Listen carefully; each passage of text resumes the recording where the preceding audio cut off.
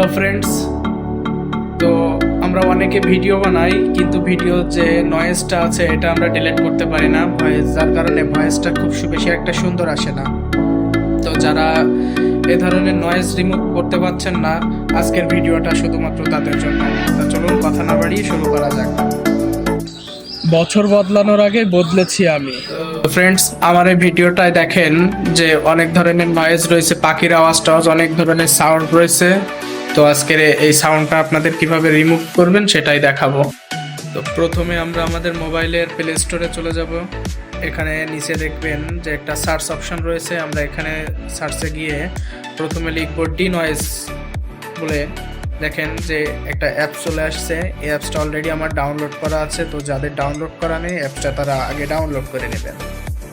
তো অ্যাপসটি ওপেন করার সাথে সাথে দেখবেন এমন একটা ইম্পোর্ট ফাইল বলে একটা অপশন থাকবে। তো এখানে চাপ দেওয়ার পরে দেখবেন যে গ্যালারির সমস্ত ভিডিও চলে আসছে। তো যে ভিডিওটা আপনারা নয়েজ রিমুভ করতে চাচ্ছেন সেই ভিডিওটা অবশ্যই সিলেক্ট করবেন।